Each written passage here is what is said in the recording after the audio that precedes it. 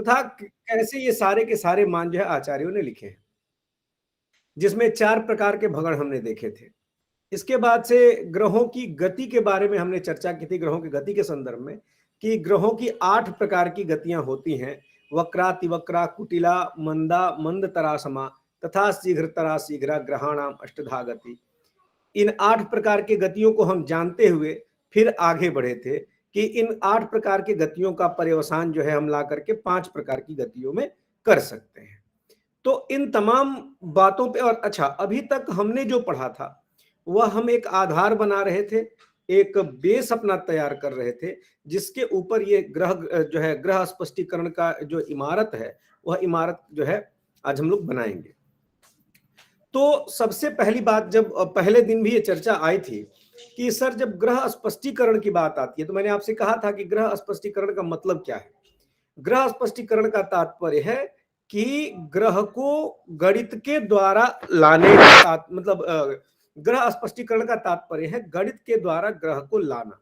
भाई लाएंगे कहां से? ऐसा तो है नहीं कि ग्रह को कहीं से पकड़ के ले आएंगे, ऐसी कोई प्रक्रिया है नहीं। तो लाने का तात्पर्य है कि जो अव्यक्त ग्रह है, मतलब वह ग्रह जो आकाश में किसी स्थिति पे है जिसे हम नहीं जान रहे हैं कि अभी कितनी राशि, कितनी अंशकला, कितने विकला पे है, चाहे वह कोई भी ग्रह हो, उस ग्रह को हम क्या करते हैं कि अब गणित के माध्यम से ज्ञात करते हैं। अब ये आप देख रहे हैं कि एक तरफ आपके हाथ में कुछ नहीं है, ग्रह के मान को स्पष्ट करना है। मान यानी उसका अभी पोजीशन, ये कुछ वर्ड्स है टेक्निकल जो आपको बार बार सुनने को मिलेंगे, इसलिए मैं इसे शुरू में ही बता दे रहा हूं। मान मतलब उसका पोजीशन, ग्रह मतलब ग्रह को लाना, मतलब उसको थ्रू मैथमेटिक्स जो है कैलकुलेट करना। अब आपको उसका मान लेके आना है। अब करेंगे क्या? आपको कुछ बेसिक चीजें आवश्यक होती हैं।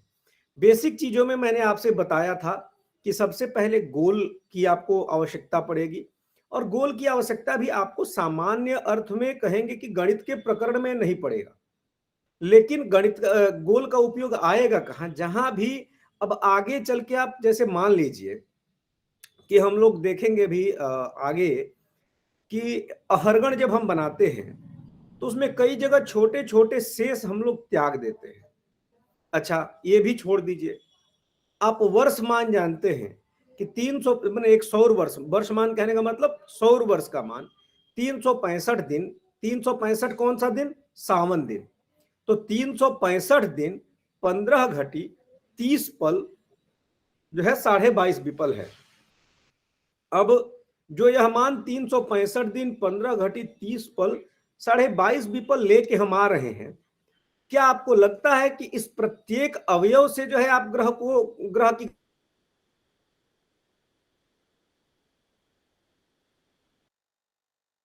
तो यह बात ऐसी मैंने प्रतीत होता है क्या कि वो कभी आप चाहे तो 15 घटी को लेकर के ग्रह का जो है ग्रह का मान ले आ लें, या जो 22.5 विपल है 22.5 विपल के द्वारा आप ग्रह का मान ला लें, इसके माध्यम से ग्रह का साधन कर लें। या फिर प्रति वर्ष आप जानते हैं अभी 2 शब्द आपके सामने नए आएंगे, और इन दोनों नए शब्दों की मैं चर्चा अभी आगे करूंगा, एक अवम शेष और एक क्षय शेष। तो प्रतिवर्ष आप जानते हैं कि अवम शेष से आप ग्रह की गणना कर ले या क्षय शेष से ग्रह को ला ले। ये एक बहुत गजब का टेक्निक था आचार्य भास्कर का। वो कहते हैं कि एक छोटा से मतलब एक छोटी से छोटी इकाई, एक छोटा से छोटा टुकड़ा जो हम ग्रह गणित के प्रक्रिया में कहीं भी आरंभ करते हैं, उसके माध्यम से भी हम ग्रहों को स्पष्ट कर सकते हैं। तो आप देखेंगे कि सिद्धांत शिरोमणि एक ग्रंथ है, आचार्य भास्कर के द्वारा लिखा हुआ ग्रंथ है 12वीं शताब्दी का। उस 12वीं शताब्दी के ग्रंथ सिद्धांत शिरोमणि में प्रत्यब्द शुद्धि अधिकार है, यानी चैप्टर का नाम है प्रत्यब्द शुद्धि, जो कि मध्यमाधिकार यानी चैप्टर फर्स्ट में ही दिया हुआ है। आप वहां जाएंगे तो इस प्रकार की दशाधिक विधियां, मतलब 10 से ज्यादा, मोर देन 10 टेक्निक्स वहां दिए हुए हैं कि कैसे हम इनके द्वारा जो है एक एक छोटे छोटे पॉइंट्स जिनको कि हम अभी ग्रह गणना में छोड़ देते हैं, उनसे भी ग्रहों के एग्जैक्ट मान लाए जा सकते हैं। तो ये बुद्धि का वैशद्य था, ऐसा नहीं था कि ये बिल्कुल कोई चमत्कार या कोई जादू टोना था, ऐसा कुछ नहीं था। ये सिंपल गणित के लॉजिक्स थे। जैसे कुछ बातें आप जानते हैं कि अगर आपको सामान्य अवस्था में अभी का लग्न जानना हो कि अभी कौन सा लग्न चल रहा है, तो हम करते क्या है कि या तो पंचांग उठा करके देखेंगे, या तो जो है हम उठा करके आपको सामान्य सा जो है कोई ना कोई एक पत्रिका या फिर अपना मोबाइल देखेंगे। लेकिन अगर आपको मालूम है कि लग्न कैसे बनाया जाता है, क्या प्रक्रिया है लग्न की, लग्न के आनयन की, तो आप उंगली पे आप चाहें तो गणना कर सकते हैं, ये आपको मालूम होगा। जैसे कुछ बातें फिक्स हैं कि एक आचार्य ने कहा सूर्योदय काले सूर्य सम्मेव लग्नम, यानी सूर्योदय के समय क्या होता है, जो आपका स्पष्ट सूर्य है लग्न का मान भी उतना ही होता है। अब आप जानते हैं कि जब ऑलरेडी सूर्य अगर जितना अंश भोग चुका होगा उतना अंश जो है उस लग्न का गतमान हो जाएगा, और अंत का जो बचता है उसे जो है आप क्या करिए, कन्वर्ट कर दीजिए आप ला करके समय में। और एक 24 घंटा है, आपको 12 लग्न की परिणति करनी है, तो एक मोटा मोटी दो जो है आपके घंटे का एक एक लग्न आपका बनता चला जाएगा। ऐसी स्थिति में आप जानते हैं कि 14 अप्रैल को सूर्य जो है मेष राशि में आता है। अब जब 14 अप्रैल को सूर्य मेष राशि में जब आए, तो 14 अप्रैल से 14 मई तक मेष में रहेगा, 14 मई से 14 जून तक वृष में रहेगा। यानी सूर्योदय के समय जो पहला जो लग्न होगा इन महीनों का, वो जो है अगर मेष में सूर्य है तो मेष होगा, वृष में रहेगा तो वृष होगा, और दो दो घंटे के हिसाब से आप उनको शिफ्ट कर दीजिए। तो एक सामान्य अवस्था में भी आप उंगली पे कैलकुलेट कर पाएंगे कि अभी इस समय हम वर्तमान में कोई पूजन करने जा रहे हैं तो कौन सा लग्न है। इसी प्रकार से मैंने आपसे कहा कि ग्रह गणित की प्रक्रिया में जितने भी सूत्र आचार्यों ने बताए हैं, इतनी प्रविधियां बताई हैं कि उन प्रविधियों के माध्यम से हम ग्रहों के मान को ला सकते हैं। और इसके लिए सबसे ज्यादा जरूरी है गोल का ज्ञान होना, क्योंकि जब तक गोल का ज्ञान नहीं होगा हम कथमपि कभी भी ग्रहों के मान को स्पष्ट रूप से नहीं ला पाएंगे विविध प्रविधियों के द्वारा, क्योंकि उन प्रविधियों का ज्ञान हमें गोल से ही होगा। तो अब यहां जिस एक बेसिक फंडा पे यानी जिस बेसिक सूत्र पे ये पूरे ग्रह गणित का इमारत खड़ा है, वह है कि हमें किस दिन के ग्रह को स्पष्ट करना है। फिर वही बात, स्पष्ट करने का मतलब ग्रह के मान को कैलकुलेट करना है। तो अब हमें एक निश्चित दिन निर्धारित करना होगा। भाई जाहिर सी बात है, अगर कोई भी व्यक्ति है जो ग्रहों की गणना करना चाहता है, वह किसी एक निश्चित दिन में ही करना चाहेगा। वो चाहे आज करना चाहे, या जो है 5 साल पहले का करना चाहे, या 5 साल बाद का करना चाहे। तो आपको ये मालूम है कि जो पहली जो रेखा होगी, यानी जो पहला बाउंड्री वॉल होगा, वह होगा हमारा इष्ट दिन। अब हमको किसी अगर इष्ट दिन पे ग्रह की गणना करनी है तो हम उसके लिए क्या करेंगे, क्या सूत्र होगा। तो आपको एक बात फिर बता दूं कि आप जानते हैं कि सबसे पहला यानी जिस दिन आपको ग्रह लाना है उस दिन तक आपको एक क्या करना होगा। जब आप अपना अपने बुक MJY00 का जो है MJY002 का आप जो है पेज नंबर 118 अगर आप देखेंगे, वहां अहरगण की चर्चा है। और मुझे लगता है अगर अपने साथ रखेंगे तो मैं अभी खैर स्लाइड शेयर भी करूंगा, तो आपको चीजें सहजतया समझ में आ जाएंगी। लेकिन अगर आपके पास रखा होगा तो आप जरूर उसको अपने पास रखिएगा, क्योंकि उसमें एक उदाहरण भी बगल में बना करके दिया हुआ है। तो अब स्थिति क्या होगी कि ये अहरगण है क्या, सबसे पहले हम इसको जान लेते हैं। मैंने आपको पहले बताया था कि सृष्टि से यानी सृष्टि के आरंभ बिंदु से, दूसरा कल्प के आरंभ बिंदु से, या तीसरा मैं जो कहूंगा किसी इष्ट शक के आरंभ बिंदु से आपके इष्ट दिन, इष्ट जब भी कहेंगे जिस दिन का आप ग्रह बना रहे हैं, माने जिस दिन का हरगण बना रहे हैं, जिस दिन का आपको ग्रह बनाना है। इष्ट कहने का मतलब क्या है कि इष्ट दिन से तात्पर्य होगा जिस दिन का आप ग्रह बना रहे हैं या जिस दिन का आप जो है क्या कर रहे हैं, हरगण लाना चाह रहे हैं। तो सृष्टि के आरंभ बिंदु से या कल्प के आरंभ बिंदु से या फिर आपके इष्ट शक के जो है इष्ट शक से आपको इष्ट दिन पर्यंत यानी किसी एक निश्चित शक से आपके इष्ट दिन पर्यंत तक कितने सावन दिन बीते हैं, सावन दिन यानी सिविल डेज, कितने सावन दिन बीत चुके हैं, इसी का नाम अहरगण है। आप बिल्कुल ध्यान रखेंगे, फिर से मैं एक बार बताता हूं कि आपके सृष्टि के आरंभ से इष्ट दिन पर्यंत, आपने कौन सा पेज बताया था सर? पेज नंबर 118, खंड 1 ना सर? नहीं, पार्ट 2, MJY002 2 का 1।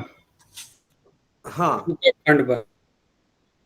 तो आपको बताया यहां कि सृष्टि के आरंभ से इष्ट दिन पर्यंत माने जिस दिन का आप ग्रह ला रहे हैं उसी दिन का अहरगण लाएंगे, ये बात आपको ध्यान रहेगा।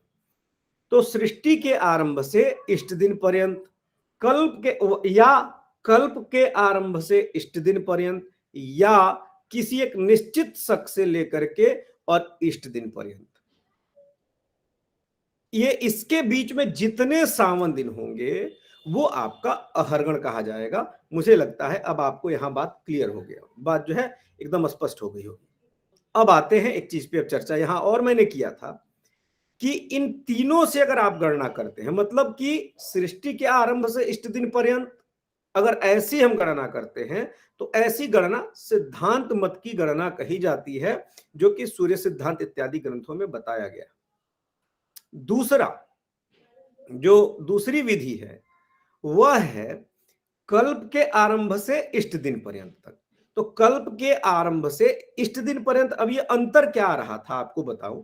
सूर्य सिद्धांत में आचार्य कहते हैं कि कृताद्रि वेदा दिव्याब्दा सतघ्ना वेदशो गता, यानी ब्रह्मा जी को जो है सृष्टि बनाने में कृत अद्रि वेद माने 474 जो है, और उसको 100 से गुणा कर दीजिए, इतने दिव्य वर्ष जो है ब्रह्मा जी को सृष्टि बनाने में बीत गए। अब अगर इतने वर्ष ब्रह्मा जी को सृष्टि बनाने में बीत गए तो इसी मत का थोड़ा आचार्य भास्कर विरोध करते हैं। विरोध क्या कहते हैं, वो उन्होंने एक लॉजिक रखा कि ब्रह्मा जी जो है कोई ऐसा तो है नहीं कि कोई कुम्हार है कि एक वो बना रहे हो, एक एक ग्रहों को बनाएंगे और मिट्टी से रखेंगे, ऐसा तो है नहीं। वो एक मानसिक सृष्टि होती है। मानसिक सृष्टि मतलब जब सोचा, भाई जाहिर सी बात है पुराणों का भी मत है कि दिनादो सृष्टि दिनांते लय, यानी कि दिन के आरंभ में, ब्रह्मा जी के दिन के आरंभ में सृष्टि हो जाती है और दिन के अंत में लय हो जाता है। ये सामान्य सी जो है निरुक्ति आचार्यों ने करी है, तो इसमें कहीं किसी भी प्रकार का विवाद है नहीं। तो आचार्यों ने कहा कि अब ये जो दूसरा मत आया ना, कि जो कि कह रहे हैं कि ब्रह्मा जी को सृष्टि बनाने में समय नहीं लगता, कल्प का आरंभ हुआ, जैसे ब्रह्मा जी जगह आंखें खोले तो देखे कि भाई पूरी सृष्टि चल पड़ी। तो ये जो मत है, इस मत के जो अनुयायी कहे जाते हैं वो कहे जाते हैं तंत्र मत के अनुयायी। और इसके अनुयायी कौन है? आचार्य भास्कर, ब्रह्मगुप्त इत्यादि जो आचार्य हैं वो तंत्र मत के अनुयायी हैं। और तीसरा जो हम कह रहे थे, जो तीसरा मत है, तीसरी विधि है, वह किसी इष्ट शक से अभिष्ट दिन पर्यंत। अब आप जानते होंगे कि ग्रह लाघव के जो आचार्य है, कर्ता आचार्य गणेश दैवज्ञ, वह लिखते हैं कि द्वैबधीन्द्रो नितशक ईश हृत फलम से, तो वहां सूत्र वो बताते हैं। तो द्वैबधीन्द्रो नितशक ईश हृत फलम से 1442 शक को क्या करते हैं, एक अपना निश्चित जो है इनिशियल पॉइंट मानते हैं कि इस दिन से हम जो है अभिष्ट दिन पर्यंत ग्रहों की गणना करेंगे। तो यहां क्या हुआ, 1442 शक से लेकर के इष्ट दिन पर्यंत आप ग्रह की गणना कर रहे हैं। इस मत को करण मत कहते हैं। अब आपको क्लियर हो गया होगा कि सिद्धांत तंत्र और करण में क्या अंतर है और कितने प्रकार से हम अहरगण को ला सकते हैं। अब हम किसी एक मूल मत को समझेंगे, हमें बाकी के सारे मत हमारे क्लियर हो जाएंगे। अब हम करेंगे क्या कि यहां स्थिति हम एक की पहले समझ लेते हैं और वही प्रक्रिया फिर जो है सब में अप्लाई होगी, चाहे वो अनुपात से हो या फिर वह पूरा का पूरा मान ही उसमें जोड़ घटा दिया जाए। इन दोनों में ही कोई दिक्कत नहीं होगा, लेकिन हमें आवश्यकता है सबसे पहले एक मूल पद्धति को समझने की। अब आप जब देखेंगे सूर्य सिद्धांत जब आप ग्रंथ लेते हैं तो सूर्य सिद्धांत ग्रंथ के मध्यमाधिकार में, यानी चैप्टर नंबर 1 जिसका नाम है मध्यमाधिकार, जहां की ग्रहों के मध्यम स्थिति को यानी मीन पोजीशन को और जो भी मान दिए गए हैं उसमें लाने के, वह मीन पोजीशन के मान को ही लाने के बारे में बताया गया है। तो मध्यम ग्रह की स्थिति को जिस अधिकार में यानी जिस चैप्टर में क्लियर किया गया, दैट्स कॉल्ड मध्यमाधिकार। अब मध्यमाधिकार में जब आप जाएंगे तो वहां आचार्य सूत्र देते हैं ग्रह स्पष्टीकरण अहरगण लाने के लिए कि अत ऊर्ध्वममी युक्ता गतकालाब्द संख्या मासी कृतायुता मासई मधुशुक्लादि भीर्गत, ये आपके पुस्तक में भी दिया हुआ है, जहां अहरगण का साधन यानी सबसे पहला ही चैप्टर पेज नंबर 117। अब ये पूरा का पूरा वहां पे सूत्र आचार्य ने बता दिया। ये सूत्र बना कैसे? सर आवाज नहीं आ रहा है सर। अभी क्या किसी और को भी नहीं सुनाई दे रहा? आ रही है सर आ रही है, आ रही है। आ रही है सर, आ रही है आवाज। सर आवाज, तो कोई दिक्कत नहीं है। हाँ, तो अगर कभी भी होगा तो थोड़ा आप अपना नेटवर्क जो है उसको सही करेंगे। अगर उसके बाद अगर हमें लग रहा है कि 2-3-4 लोगों को नहीं सुनाएगा, इसका मतलब है कि मुझे नहीं सुनाई दे रहा जो है। नहीं डॉक्टर साहब, आवाज सर आपकी आ रही एकदम है, बढ़िया है, एकदम परफेक्ट है। कोई दिक्कत नहीं। मैं तो बराबर बना हूं ना, तो आपकी आवाज नहीं आएगी, मैं खुद बताऊंगा जी, तो अब आपको समझिए। बताया कि हम भी ज्योतिष ही पढ़ रहे हैं। जी सर। तो इसमें ठीक। क्या हो रहा है आपको बताऊं कि अब हमने कहा कि इसको स्पष्ट करना है, अब क्या करना होगा। तो जहां ये सूत्र आचार्य बनाते हैं या जहां इस सूत्र का प्रतिपादन है सूर्य सिद्धांत में, उसके जस्ट पहले लिखते हैं कि संख्याम एकत्र पिंडयित। संख्याम एकत्र पिंडयित का क्या अर्थ है कि आपके अभीष्ट वर्ष तक, यानी जिस वर्ष में आप ले आना चाहते हैं, है ना, जिस वर्ष आप ग्रह को स्पष्ट करना चाहते हैं, जिस शक में या जिस संवत्सर में, या जो है सबसे अच्छा तरीका है कि इसको आप कृतयुग के गत वर्ष तक में रखिए, क्योंकि गणना ज्यादातर जो है आपको सिद्धांत में युग के ही वर्षों के अनुसार होगी। अब क्या करना है आपको कि सृष्टि के आदि से लेकर के और आपको जिस वर्ष, माने इस कलयुग में जहां आप ग्रह बना रहे हैं, वहां तक के वर्षों को एक में जोड़ दीजिए। अब पूछेंगे सर ये तो बड़ी समस्या हुई कि मतलब ऐसा हम मान लाएंगे कहां से, ये कहां मिलेगा? तो आप सूर्य सिद्धांत के मध्यमाधिकार में आपको जहां अलग अलग मानों को दिया गया है, वहां पे लिखता है ख चतुष्क यमाद्रग्नि शररंध्र निशाकरा, यानी सृष्टि के आरंभ से इतने वर्ष, यानी 1 9 5 3 7 2 और 4 0 इतना लगा दीजिए। ये सृष्टि के आरंभ से सतयुग के अंत तक इतने वर्ष जो है बीत चुके हैं। अब इसमें आपको क्या करना है? त्रेता का मान जोड़ देना है, द्वापर का मान जोड़ देना है, और कलयुग का जो आपका जितना सौर वर्ष बीत चुका है वो आपके पंचांग में कवर पे ही दिया रहता है, जो है कलयुगाब्द के नाम से, उसको आप उठा करके वहां पे जोड़ देंगे।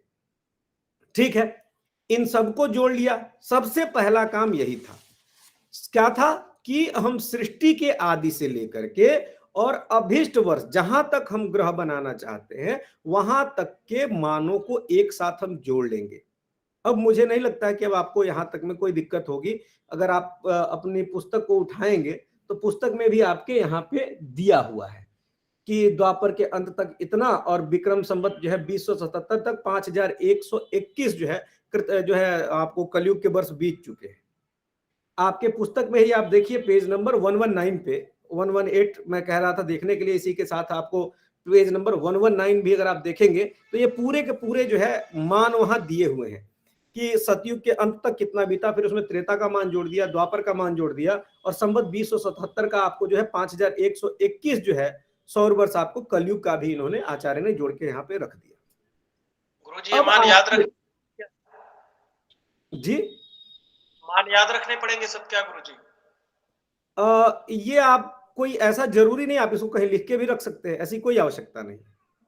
सतयुग तक का मान जो दिया हुआ है ना वो आप जरूर रखेंगे। ख चतुष्क यमाद्रग्नि शररंध्र निशाकरा, यहाँ पे सूत्र ही आचार्य लिखते हैं कि इतना जो है सौर वर्ष बीत चुका है सतयुग के आरंभ में। उसके बाद त्रेता का मान स्पष्ट है, द्वापर का मान स्पष्ट है, और कलयुग का लिखना पड़ेगा ना, एग्जाम के लिए तो याद करना पड़ेगा ना। ये आपके ऊपर, अगर आप उदाहरण बनाना चाहते हैं आप लोगों से विनम्र निवेदन है कि काउंसलिंग के बीच में क्वेश्चन न करें। जो डाउट्स आपके हैं वो काउंसलिंग के बाद जो है, क्योंकि रिकॉर्डिंग पॉइंट ऑफ व्यू से ये दिक्कत हो जाती है, तो आप लोग जो है लास्ट में अपने प्रश्न जो भी है नोट कर लें, फिर डॉक्टर साहब से बात कर लेंगे। तो इसको आप लिख करके रख लीजिए, कोई भी अगर आपके दिमाग में अगर आता है ऐसा प्रश्न जो है तो आप उसको रखें और फिर हम लास्ट में लेते हैं। तो ये सारे मान को इकट्ठा कर लेंगे। अब दिक्कत कहां आती है, आप एक चीज देखें। आप कहेंगे सर आपने कहा कि सृष्टि आदि से लेकर के और इष्ट सौर वर्ष पर्यंत दिनों की गणना जो है वह आपको अहरगण है। मैंने आपसे एक बात कहा था जो है शुरू में ही, कि हम समस्या कहां से आती है कि हम 4 प्रकार के मान अपने दैनिक जीवन में उपयोग में ला रहे हैं। 4 प्रकार के मान मतलब वर्ष हम ला रहे हैं सौर, मास ला रहे हैं चांद्र, और दिन ला रहे हैं सावन, टाइम ला रहे हैं नक्षत्र। अब हम जब अहरगण बनाएंगे, मैंने आपसे कहा था कि हमारे पास अहरगण जो होगा वह सावन अहरगण ही हम ग्राही,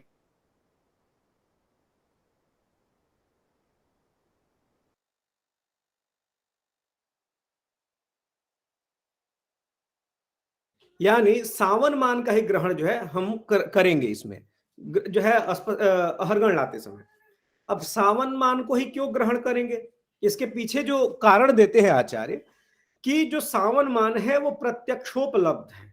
मतलब आप अपने आंख से प्रतिदिन सूर्योदय उगते देखते हैं, प्रतिदिन सूर्यास्त होते देखते हैं, तो सूर्योदय से सूर्योदय तक का जो मान है, यानी उदयाद उदयम भानो भूमि सावन वासर, ऐसा आचार्य ने कहा कि एक सूर्योदय से अपर सूर्योदय यानी कि दूसरे सूर्योदय तक के बीच का जो समय है, दैट्स कॉल्ड सिविल डेज, सावन मान। ठीक है, अब यहां तो आपको लाना है मान किसमें, सावन दिन में। आए जो वर्ष आप पूरा जोड़ रहे हैं शुरू से, वो आपने जोड़ दिया है सौर में।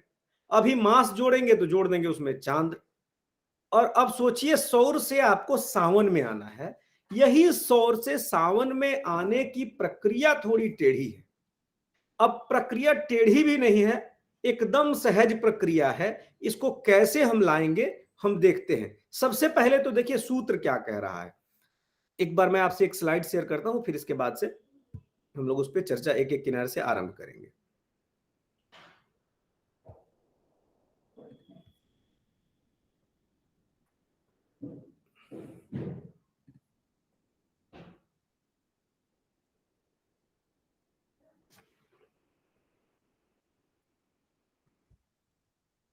मुझे लग रहा है कि अब आपको ये स्लाइड जो है दिख रहा होगा। अब यहां देखेंगे कि क्या स्थिति बन रही है। सबसे पहले अहरगण में फॉर्मूला क्या है, तो आपको क्या करना है, जो भी आपके पास गत सौर वर्ष हो उनको 12 से गुणा कर दीजिए, और 12 से गुणा करने के बाद उसमें आपका जो टोटल जो मास जो वैल्यू आएगी वो आपका सौर मास में कन्वर्ट हो जाएगा। और उसमें गत आपको जिस महीने का अहरगण निकाल रहे हैं उसमें चैत्र वैशाख आदि मास जोड़ दीजिए, तो आपके पास आपके अभीष्ट मतलब महीने तक, यानी मान लीजिए आपको ज्येष्ठ में बनाना है और आपने वैशाख तक में गत मास जोड़ दिया, तो आपको अभीष्ट मास तक क्या हो जाएगा, वो चांद्र मास का पूरा एक जो है समूह मिल जाएगा, एक कलेक्शन मिल जाएगा। फिर फॉर्मूला दूसरे स्टेप में क्या करना है आपको, मैंने पूरा स्टेप बाय स्टेप आपको दिखाया है कि दूसरे स्टेप में आपको क्या करना है कि जो ये गत चांद्र मास मैंने अभीष्ट चांद्र मास समूह है, ये जो है उसको क्या करिए, गुणा कर दीजिए युगाधिमास से और भाग दे दीजिए युग सौर मास से, तो आपको प्राप्त होगा जो फल वो आ जाएगा इष्ट अधिमास। फिर ये अभी सिर्फ एक आपको देखिएगा प्रोसीजर क्या करना है। फिर अभीष्ट चांद्र मास समूह को क्या करिए कि जो उसमें इष्ट अधिमास जोड़ दीजिए, यानी जो आपने ये रखा है इस वाले में जो है इसको आप जोड़ देंगे उठा करके इष्ट अधिमास को, तो चांद्र मास आपको टोटल मिल जाएगा।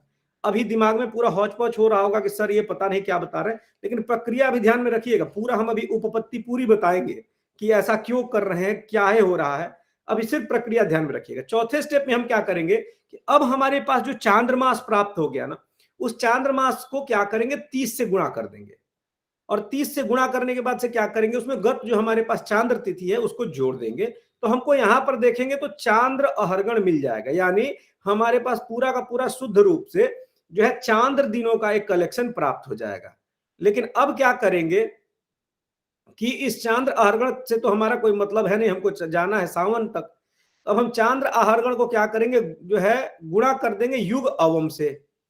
और ये अच्छा, ये जो भी मान आपको देख रहे हैं युग अवम युग चांद्र दिन, ये कहाँ मिलेगा, तो ये सारा का सारा जो है आपकी पुस्तक में आपकी जो है दिया हुआ है।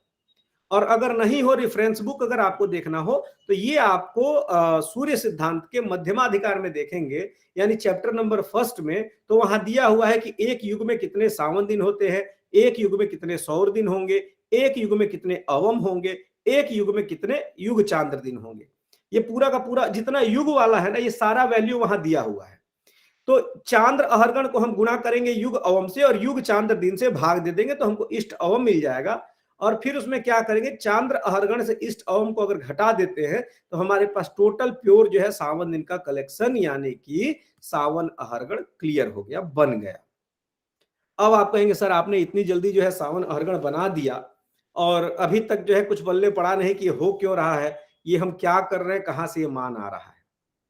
अब चलिए थोड़ा सा इसके उपपत्ति में बात करते हैं कि ये सूत्र बना कैसे, कैसे इस सूत्र को आचार्य लेकर आते हैं और कहां तक ये बात पूरी आती है। सबसे पहले मैंने आपसे क्या कहा कि गत सौर वर्ष को आप 12 से गुणा कर दीजिए। अभी तक ये गत सौर वर्ष का मतलब क्या हो गया कि आपके सृष्टि के आरंभ काल से आपको जिस वर्ष मैंने आपसे कहा था कि जिस वर्ष का आप अहरगण बना रहे हैं उसके गत वर्ष तक क्या करिए, उन सबको इकट्ठा जोड़ लीजिए।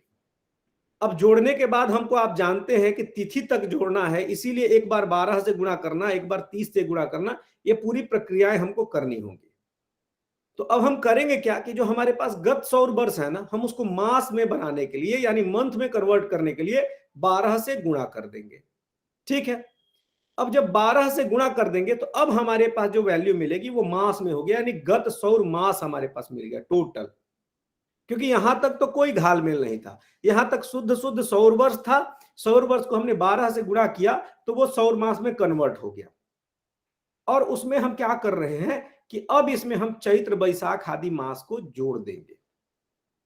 अब जब चैत्र बैसाख आदि मास को जोड़ देंगे, यानी मान लीजिए हमारे पास जो है ज्येष्ठ आया या आषाढ़ आया, जो भी आपकी जो मास संख्या हो, मास माने मंथ का जो नंबर हो, उस मंथ के नंबर को भी जोड़ देंगे। लेकिन अब एक समस्या हुई यहां, ये 2 स्टेप आप देख रहे हैं ना नीचे वाले, ये 2 क्यों करने पड़े, ये इसी एक यहां किए गए गड़बड़ी के कारण। ये गड़बड़ी नहीं है, ये कह सकते हैं आवश्यक है एक तरीके से। इसमें हुआ क्या कि हमारे पास जो गत सौर वर्ष है उसको गुणा करके 12 से गत सौर मास तक तो बना लिया, लेकिन गत चैत्रादि मास इसमें कैसे जोड़ेंगे, समस्या आ जाएगी। समस्या ये आएगी कि हमारे पास जो 12 से गुणा करके रखे हैं वो सौर मास है और हम जो जोड़ना चाहते हैं वो चांद्र मास है। तो हमेशा आप एक बात ध्यान रखेंगे कि गणित में सजातीय संस्कार ही होता है, विजातीय संस्कार नहीं होता है। यानी वो एक सौर जाति का है और हमारे पास मास जो है चांद्र जाति का है। अब यहां समस्या हो जाएगी, होगा क्या, समस्या क्या होगी कि हम उठा के जैसे ही सौर मास में चांद्र मास तो पहले जुड़ेगा नहीं, तो ये बात ही यहां छोड़ दीजिए। तब कहेंगे सर आप गत चैत्रादि मास क्या लिखे, तो सिंपल सा बात है कि हम चैत्रादि मास तुल्य सौर मास जोड़ते हैं, यानी हमारे पास 5 जो है मान लीजिए चैत्रादि मास हमारा गत है तो हम उतना ही तुल्य सौर मास जोड़ दिए। अब जोड़ने के बाद से एक फिर दिक्कत क्या आ गई कि आपके पास सौर मास होता है संक्रांति तक और चांद्र मास होता है जो है अमांत तक। अब आप आ गए कि जो है कहां, अमांत तक। अब आप आए हैं संक्रांति तक और आपको जाना है अमावस्या तक। बात समझ में आई ना, आप आके खड़े हैं जो है कहां तक, संक्रांति तक, और आपको जाना कहां है, अमावस्या तक। क्योंकि हमने सौर मास तुल्य चांद्रमास जोड़ा है। सौर मास तुल्य चांद्रमास जोड़ने में क्या समस्या हो गई कि हमारे पास मास खत्म होता है यानी आरंभ होता है अमावस्या पे, हमने क्या किया कि हम रह गए संक्रांति पे। अब एक चीज हमें लाना आवश्यक है, क्योंकि आप जानते हैं कि जो सौर और चांद्र का अंतर होता है, हम क्या करते हैं, सौर से चांद्र पे जाते हैं और चांद्र से सावन पे जाएंगे। ये 2 स्टेप हमें फॉलो करने, आप ध्यान रखेंगे।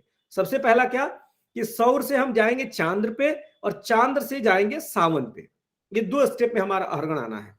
तो हमने क्या किया कि हमारे पास जो अभीष्ट चांद्रमास का समूह है ना, जिसको हम कह रहे हैं, वस्तुतः ये अभीष्ट चांद्रमास का समूह क्लियर नहीं है। यह क्या है, इसको हम अगर कहें सामान्य भाषा में साफ साफ जो है, तो अभीष्ट संक्रांति कालिक चांद्रमास तुल्य सौर मास हमने जोड़ दिया। अब इसमें आवश्यकता क्या पड़ी कि अगर हम इस माने अगर हम क्या करें कि सौर मास में हमारे पास जो प्राप्त है उसमें अगर अधिमास जोड़ दें तो हमारे पास चांद्रमास प्राप्त हो जाएगा। कैसे हो जाएगा, तो आप जानते हैं कि सौर मास और चांद्रमास का अंतर ही अधिमास है।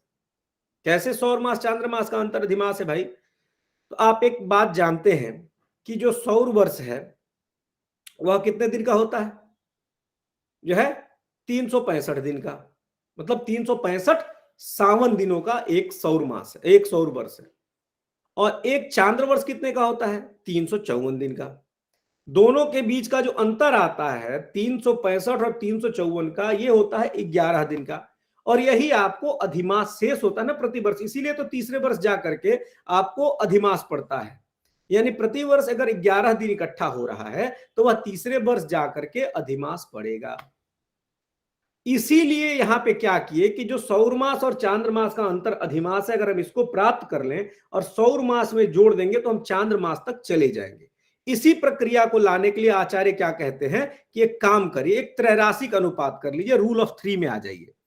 कहे कि यदि हमको एक युग सौर मास में हमको युग अधिमास मिल जाता है, यानी 5 रुपया में, ये अनुपात वैसे ही है जैसे 5 रुपया में 5 आम तो 3 रुपए में कितने आम। तो यानी युग सौर मास में अगर हमको युग अधिमास मिल जाता है, यानी पूरा होलसेल नंबर में होलसेल नंबर, युग सौर मास भी आपको सूर्य सिद्धांत के मध्यमाधिकार चैप्टर 1 में बताया गया है, और एक युग में कितने अधिमास होंगे ये भी बताया गया है। तो एक युग सौर मास में हमको मिलते हैं पूरे युग वाले अधिमास।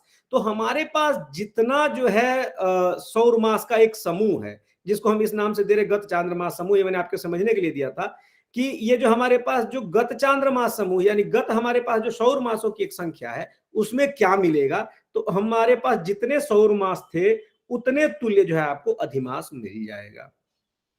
अब जब हमारे पास ये इष्ट अधिमास मिल गया, तब हम इसी में क्या करेंगे कि हमारे पास जिसको हम अभिष्ट चांद्रमास समूह कह रहे, बात ध्यान रखेंगे, ये अभिष्ट चांद्रमास समूह कहने का मतलब था, ये मैंने आपको समझने के लिए इसीलिए इसको रेड कलर में किया है, कि यह जो था हमारा सौर मास तुल्य जो है चांद्रमास तुल्य सौर मास था।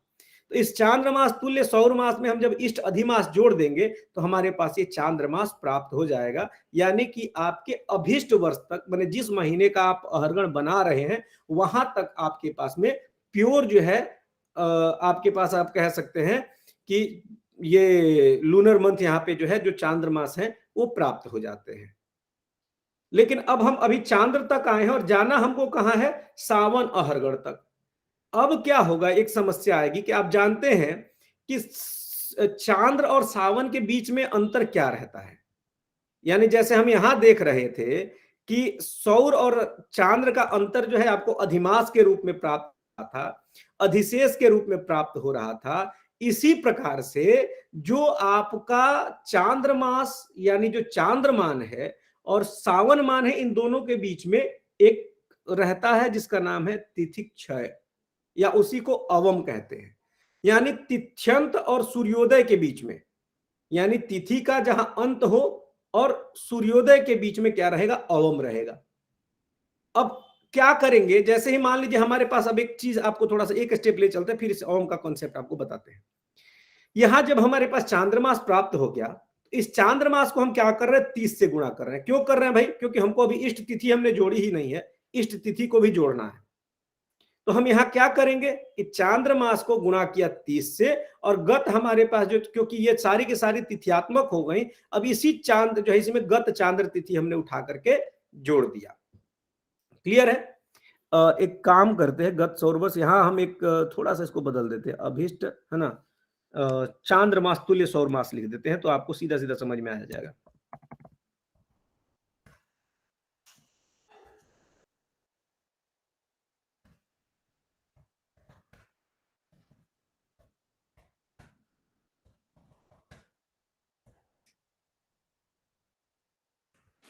ठीक है, नहीं तो ये आपको बार बार जो जब आप देखेंगे तो कंफ्यूजन होगा।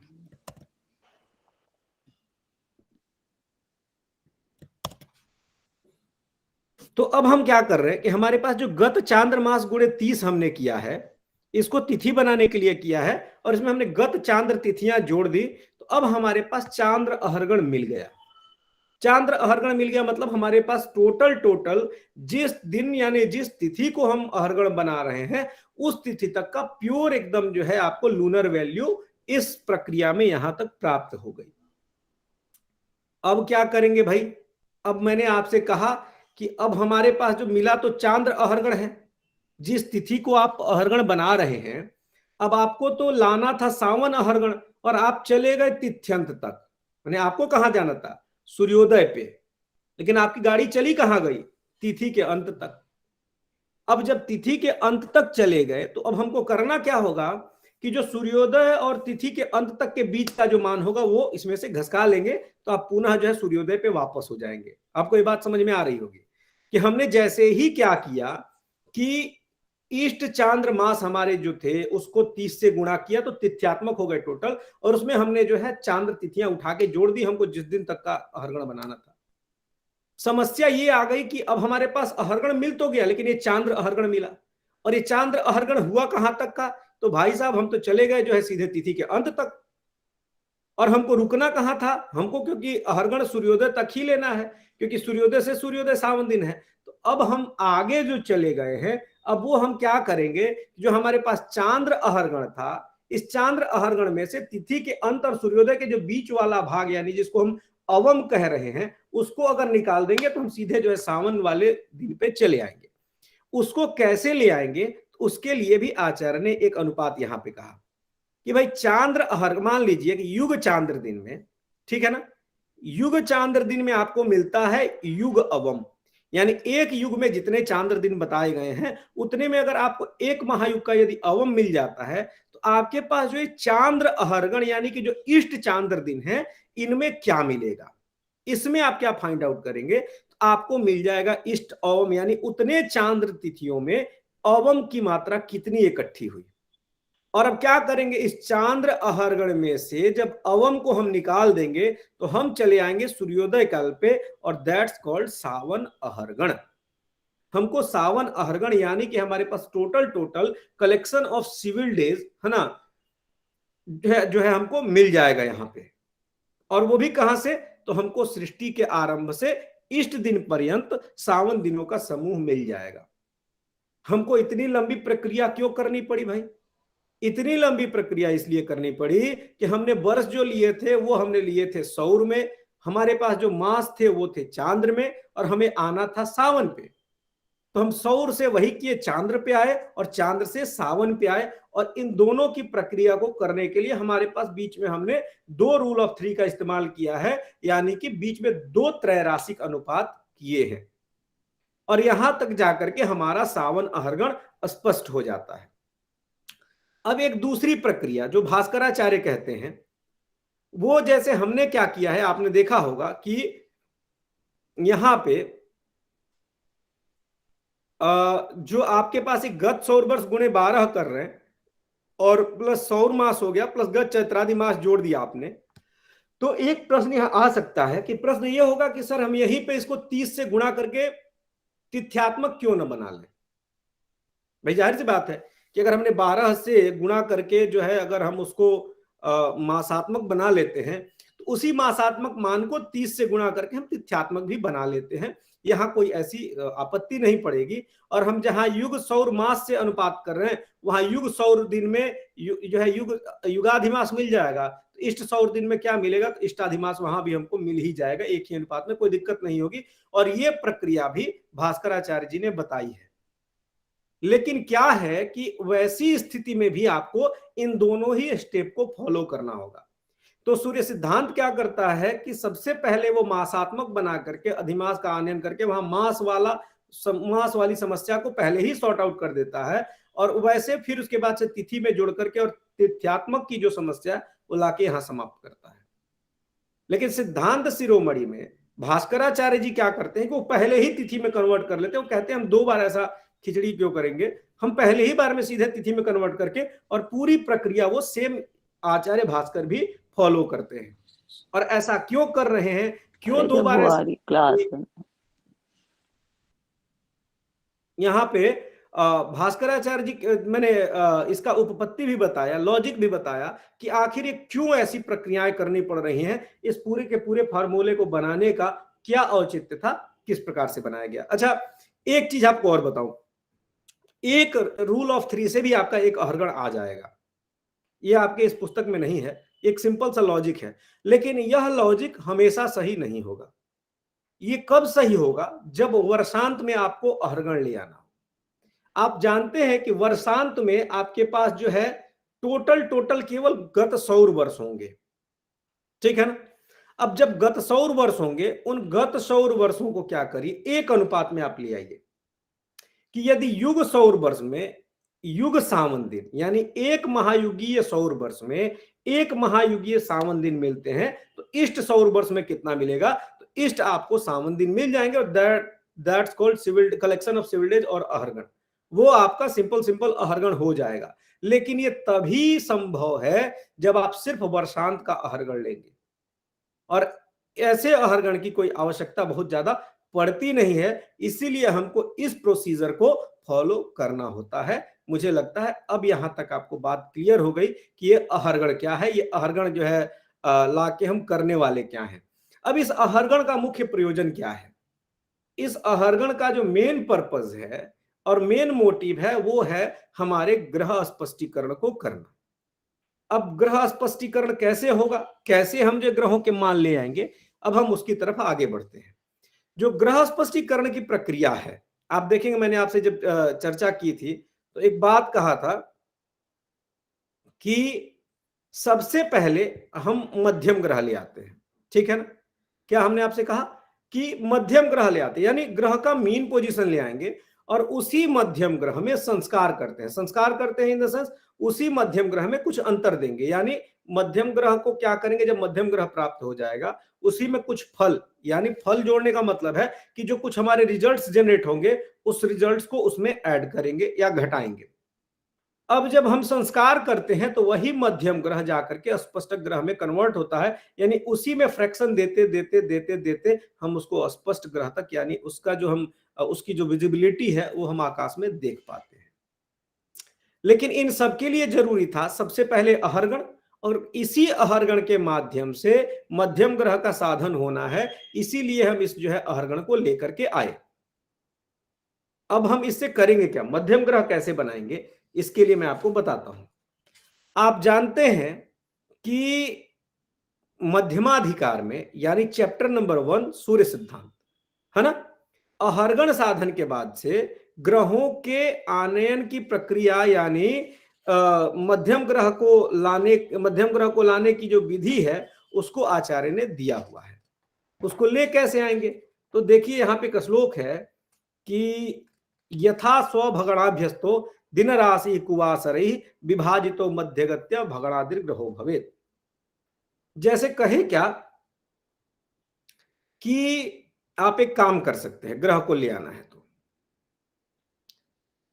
कि सबसे पहले क्या करिए कि जो आपके पास में युग सौर वर्ष जो आचार्य ने दिया है, ठीक है ना, उस युग सौर वर्ष को ले लीजिए, और ग्रहों का अहरगण भी दिया है, या आप एक सीधा एक उपाय और लीजिए, सब एक जाति रखें कि सबसे पहला मान हम यही लिखते हैं आपको, और सीधा आपको दिखाई भी देगा, एक स्लाइड भी हम आपके साथ शेयर करते हैं।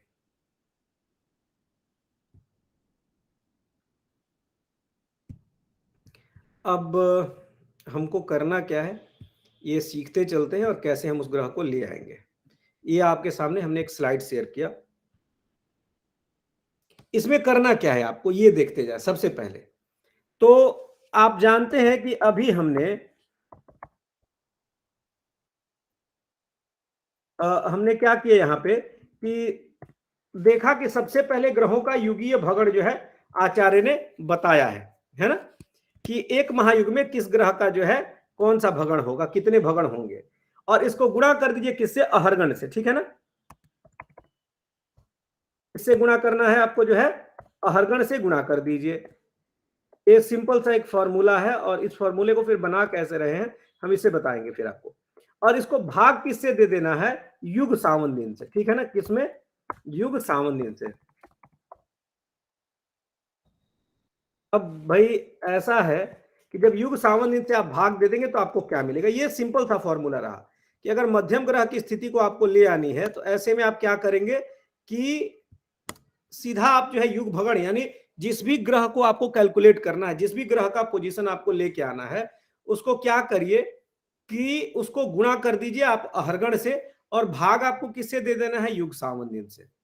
ठीक है, यहां तक हमको लगता है आपको ये बात समझ में आ गई होगी।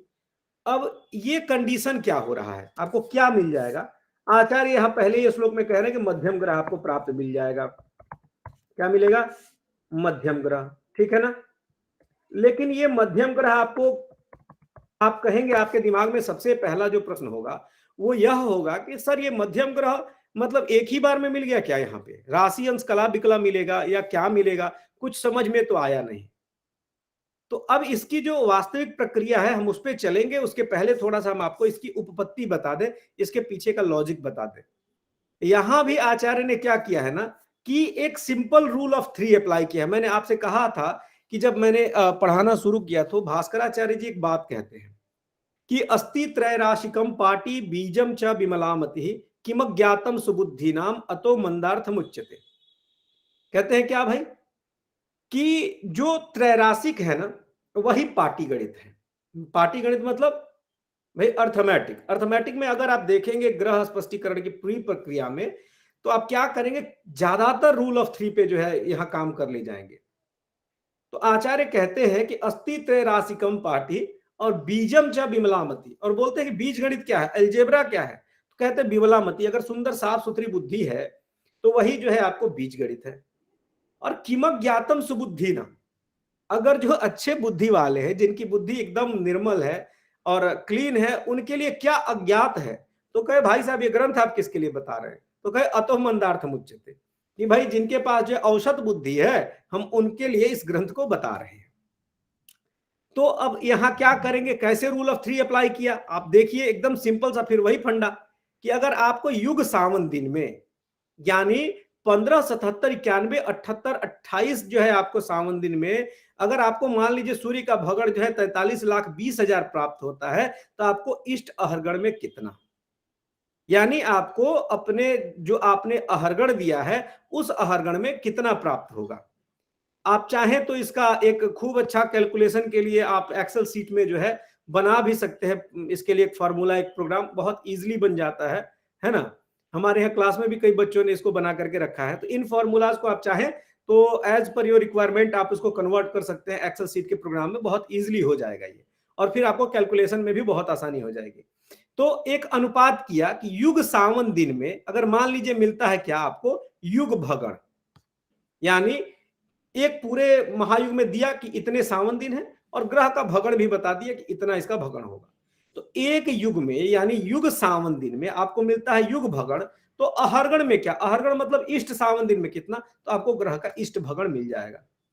अब भगण का मतलब क्या हुआ, जो आपको पहला फल प्राप्त होगा, आप ये ध्यान देंगे कि आचार्य ने यहां जो नाम रखा ना वो बहुत इजीली कर दिया एक काम। तो आपको मध्यम ग्रह मिलेगा, लेकिन इसकी जो प्रक्रिया होगी ना, जो पहला फल आपको मिलेगा इसका नाम रखिए प्रथम फल। ये प्रथम फल क्या होगा, ये आपको होगा भगण। भगण का मतलब हो गया कि ग्रह ने इतने जो है इतने चक्कर अपनी कक्षा के पूरे कर लिए और आपके पास कुछ शेष मिलेगा। तो आप क्या करिए कि शेष को गुणा कर दीजिए आप 12 से, ठीक है ना। शेष गुणे 12 करेंगे, क्यों करेंगे, क्योंकि आपको ले आना है अब राशि की, कितनी राशियां बीत चुकी हैं, तो उसको करके आप फिर युग सावन दिन से भाग दे देंगे। ठीक है, आपको ये प्रक्रिया यहां मिल जाएगी। अब फिर यहां क्या आपको प्राप्त होगा कि अगर आपने शेष को गुणा किया 12 से और युग सावन दिन से भाग दे दिया तो फिर मिल जाएगा आपको यहां पे राशि प्राप्त हो गई। अब ये हमने नाम रखा दूसरा फल, ठीक है। दूसरा फल में हमें मिला क्या, दूसरे फल में मिली राशि। अब ऐसे ही आपको क्या करेंगे कि जो नीचे फिर शेष बचेगा उस शेष को आप क्या करेंगे कि फिर 30 से गुणा करेंगे और फिर युग सावन दिन से भाग दे देंगे, तो अब आपको मिलेगा जो है अंश। फिर उसी प्रकार से शेष मिलेगा, उसको 60 से गुणा कर देंगे तो फिर आपके पास जो फल मिलेगा वह मिलेगा कल। और फिर जो शेष बचे उसको 60 से गुणा करिए, फिर युग सावन दिन से भाग दे दीजिए तो फिर आपको मिल जाएगा विकला। यानी आप देख रहे हैं कि जो है भगण से भगण, जो है राशि से राशि, अंश से अंश, कला से कला और विकला से विकला और प्रति विकला से प्रति विकला और प्रति प्रति विकला से प्रति प्रति विकला आप जो है लेकर के ग्रह का मान आएंगे। अब ऐसे में अगर आप देखेंगे कि आपके पंचांग में जो ग्रहों का मान दिया हुआ है वह सिर्फ राशि, अंश, कला, विकला में ही दिया हुआ है। अब उस राशि, अंश, कला, विकला वाले मान में यदि हम ऐसा करते हैं कि आप जानते हैं कि प्रति वर्ष जो है सूर्य का मान, जो सूर्य की जो गति है वह 59, 8, 10, 10 नहीं होगी। अगर मान लीजिए सपोज दैट हम कह रहे हैं कि हमने यहां अहरगण ले लिया 1, और आप देखिएगा, अगर आपको सामान्य से एक उदाहरण बता रहा हूं, आप फटाक से कॉपी पे कर लेंगे। आपने अहरगण मान लिया 1, यानी जिस दिन ग्रह चलना शुरू हुए उस दिन का ही हम निकाल रहे हैं। यानी एक दिन में ग्रह कितना चलेगा भाई, अपनी गति तुल्य चलेगा जितनी उसकी गति है। तो एक दिन का अगर हम निकालते हैं तो युग भगड़ गुणे 1 बराबर युग भगड़, यानी 43,20,000 वैसा ही रहेगा। और उस 43,20,000 को 15, 77, 91, 78, 28 से आप भाग दे दीजिए। पहला जो है आपका 0 भगड़ आ जाएगा। फिर आप क्या करेंगे कि जो आपके पास शेष बचेगा, शेष गुणे जो है आप क्या करिए, जो है 12 कर दीजिए। फिर 15, 77, 91, 78, 28 से आप भाग दे देंगे, तब आपको राशि भी 0 प्राप्त हो जाएगी। फिर आप ऐसे ही आएंगे कि जो है शेष जो प्राप्त होगा उसको 30 से गुणा करके फिर 15, 77, 91, 78, 28 से भाग देंगे। अब जो आपको भागफल प्राप्त होगा, अभी भी आपको भागफल तीसरा 0 प्राप्त होगा। फिर आप क्या करेंगे, जो शेष बचेगा उसको जो है 60 करेंगे और जो है उसको 15, 77, 91, 78 से 28 से फिर भाग देंगे। यहां आपको अब की बार जो कला मिलना है वह कला मिलेगी आपको 59 कला। फिर वही काम, शेष को 60 से गुणा किया, 15, 77, 91, 78, 28 से भाग दे दिया। तो अब आपको जो है जो विकला मिलेगी वह मिलेगी 8 विकला। फिर ऐसे ही आप क्या करिए, शेष गुणे 60 करके और फिर 15, 77, 91, 78, 28 से भाग दे दीजिए। तो अब की बार जो आपको फल मिलना है वो मिलेगा 10। फिर उसको जो है शेष गुणे 60 है ना, फिर भागे 15, 77, 91, 78, 28, फिर आपको जो फल मिलेगा 10।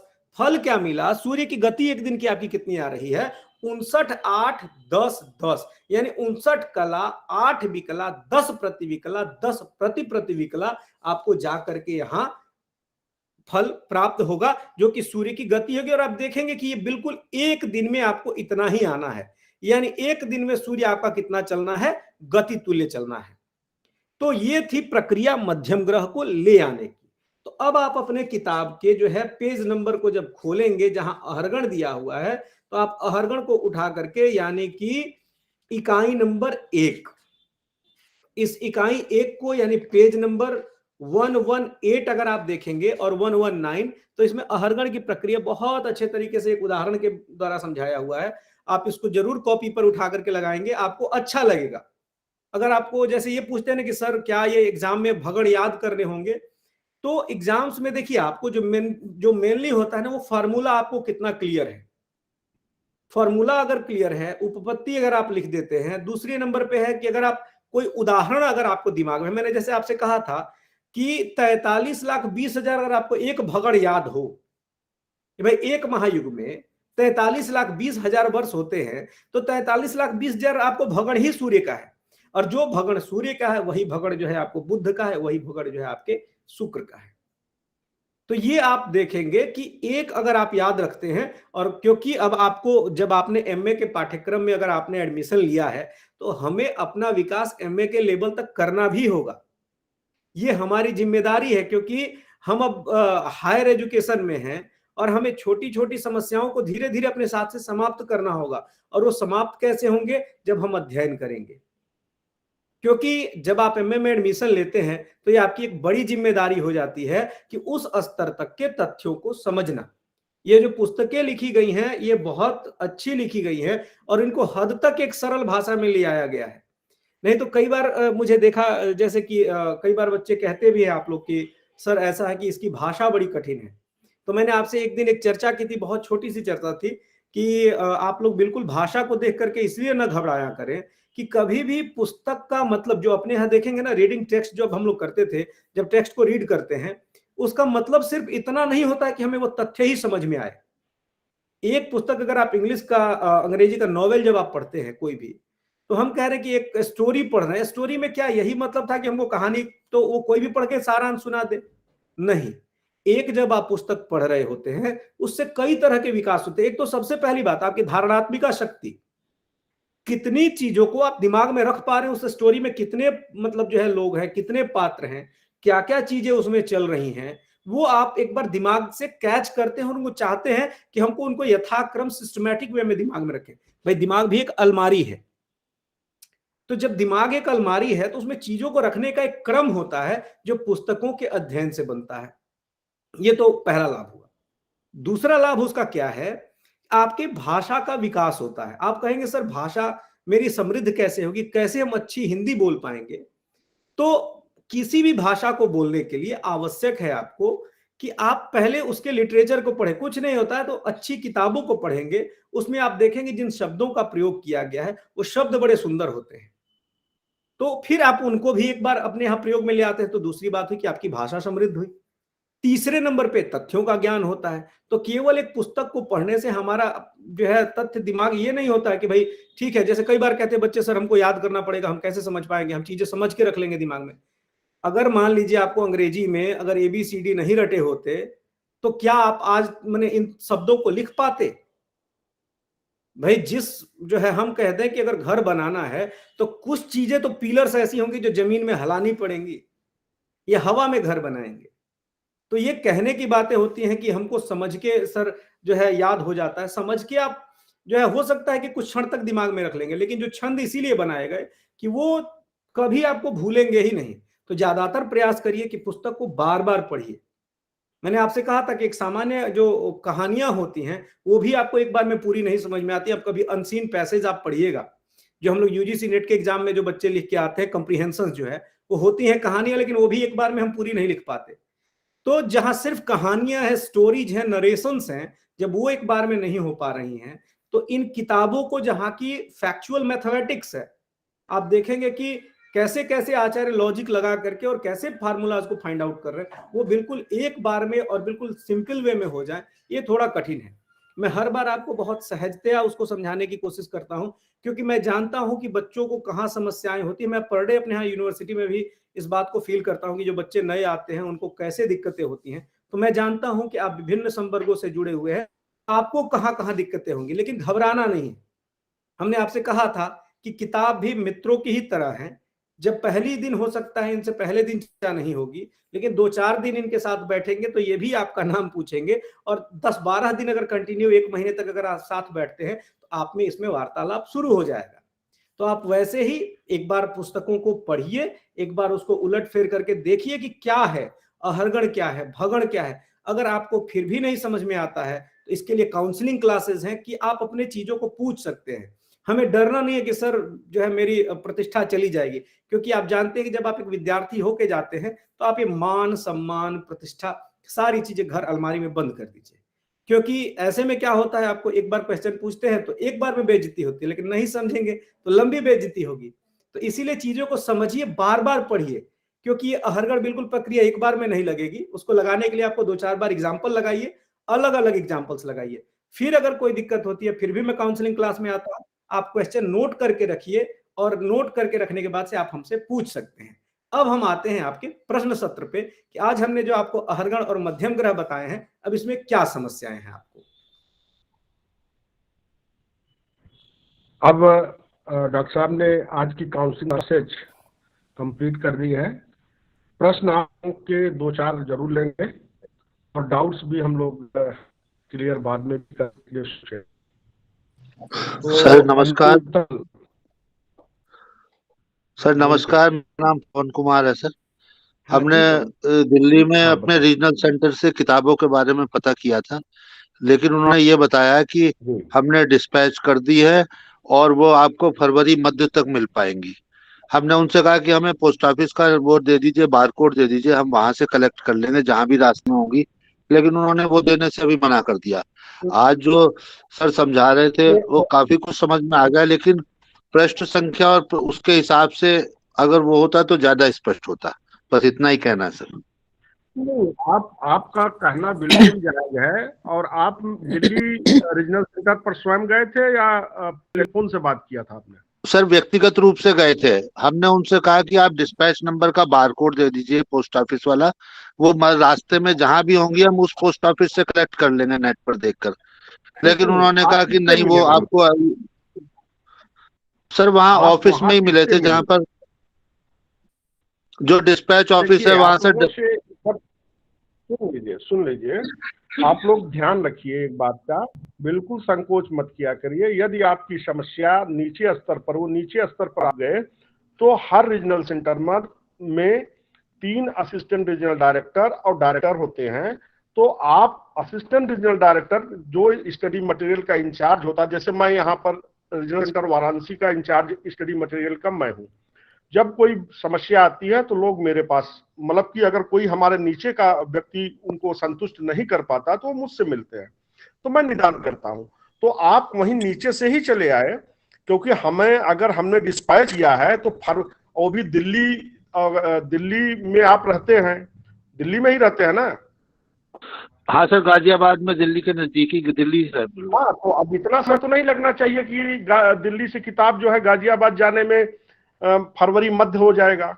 तो इसका मतलब है कि एक बार आप असिस्टेंट रीजनल डायरेक्टर या रीजनल डायरेक्टर से मिलने की कोशिश करिएगा, श्योर जो है आपका निदान हो जाएगा। जरूर, अवश्य सर, आपने जो मार्गदर्शन किया कल अवश्य मिलेंगे जरूर सर। नमस्कार। तो हम कैलकुलेशन करते हैं सिद्धांत और तंत्र रीति में, वो हम विक्रम संवत को आधार मान के करते हैं, और जो हम करण रीति में करते हैं वो शक संवत को आधार मान के करते हैं। ये क्या सही है सर? देखिए, है क्या, सिद्धांत में और तंत्र में आपको गत कलयुगाब्द लेते हैं, और जो आपकी करण रीति है उसमें आप इष्ट शक लेते हैं, ठीक है ना? जी sir, thank you sir. Sir मेरा एक इसमें क्वेश्चन था। हाँ बताइए। ये आपने बताया है कि कुछ हम सूर्य सिद्धांत के हिसाब से इसका आहरण कर सकते हैं, या फिर सिद्धांत शिरोमणि के हिसाब से करेंगे, या कुछ और भी विधि दी हुई है ग्रह लाघव के हिसाब से। जी। परंतु इसमें जो भी फिर अहरगण से जो भी हमारा मान फाइनली जो आएगा वो सब समान आएगा, वही विधि अपनाएं। बता रहे हैं होगा क्या, तीनों के अहरगण में अंतर होगा। अहरगण में अंतर क्यों होगा? क्योंकि आपको ये बात मालूम है कि एक तरफ हम सृष्टि आदि से ले रहे हैं, और एक तरफ हम जो है आपको कल्पादि से ले रहे हैं। एक में तो हमने जो है कल्प के आरंभ से सृष्टि तक का पर्यंत का काल निकाल दिया, एक ये। दूसरा, जो तीसरा अहरगण जो हम ले रहे हैं वो इष्ट शक से लेकर के आपको ले रहे हैं अभिष्ट दिन तक। तो इसमें जो है आपने बहुत छोटी वैल्यू ली, तो तीनों के अहरगण अलग अलग आएंगे, लेकिन भले अहरगण अलग आएंगे, तीनों के ग्रह एक आएंगे, क्योंकि वो अहरगण को उसी अनुपात में सेट किया गया है। पाठक साहब, मेरा एक सवाल है, मैं अवस्थी बोल रहा हूँ भोपाल से। जी। ये आप पेज नंबर बताते हैं वो हमारी बुक से ही मैच नहीं होता। अब जैसे आपने बोला 118, हाँ। 118 हम जो खोल रहे हैं वो तो कुछ और ही लिखा हुआ। MJY 002 आप बुक रखे हैं ना? ये खंड 2 है, ये वाला, दिस इज खंड 2। जैसे हर किताब में लगभग 4 या 5 खंड हैं। MJ 001 का है ये सर, ये। हाँ, आप ध्यान रखेंगे, आपको MJY 002 रखना है अपने साथ में, अभी हम लोग वो पढ़ रहे हैं। ओके। देखिए, मैं आपको बताना चाहूंगा कि जो इग्नू का स्टडी मटेरियल है MJY का, वह भारतवर्ष में यही है, और हर रीजनल सेंटर पर वही मटेरियल भेजा गया है, कोई मटेरियल नहीं गया है। नहीं, ये तो मैंने नेट से डाउनलोड करके प्रिंट किया है। अच्छा हो सकता है MJY 002 का है, वो आप देखेंगे आपके पास मटेरियल उपलब्ध है, वो सारे उनके पास मैंने दे रखा है कि वो कोई ओके, थैंक यू।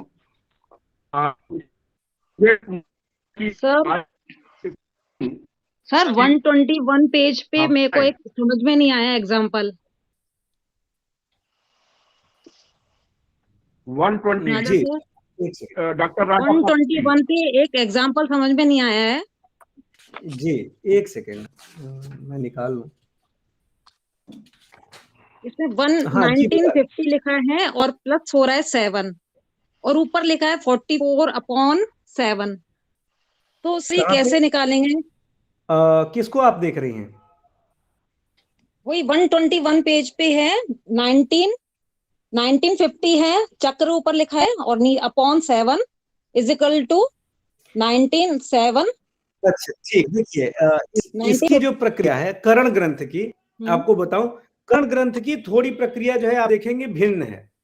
अच्छा, यहाँ पे मेथड फॉलो किए गए हैं, मेथड है, लेकिन यहाँ पे आनयन की प्रक्रिया है इनके जो है ग्रहों की। जैसे ये कह रहे हैं कि संवत 2066 का ये ले रहे हैं, जिसमें शक है 1931 है। क्या इसमें देखिए, जैसे ही आप क्या करेंगे कि आपको बताया था कि जो ग्रह लाघवकार आचार्य गणेश दैवज्ञ हैं, गणेश दैवज्ञ जी का जो काल माना जाता है वो 1442 तक लगभग माना जाता है, ठीक है ना। उन्होंने 1442 तक को अपना ईस्ट एक पॉइंट माना। ये तीसरा जो मैंने आपको उदाहरण बताया था कि ईस्ट शक से लेकर के और अपने माने किसी निश्चित शक से लेकर के और ईस्ट समय पर्यंत जो है जब आप अहरगण निकालते हैं तो दैट्स कॉल्ड करण रीति, है ना। तो करण रीति में क्या है कि 1442 इनका जो है माने अपना इनिशियल पॉइंट है, और उसमें से आपने क्या करना है, इन्होंने जो जिस माने शक में यानी 1931 शक का एक अहरगण निकालना चाह रहे हैं उसको उन्होंने घटा दिया है, ठीक है ना। घटाने के बाद जो इनको शेष प्राप्त हुआ है वो 489, और जो ये 11 से भाग दे रहे हैं ना, जो आपको नहीं समझ में आ रहा है, नहीं तो यहाँ पे कह रहे हैं नहीं 1950 प्लस 7 इनने कैसे, वो तो 44/7 है, तो 1950 में 7 कैसे ऐड हुआ सर? 44 कहाँ गया?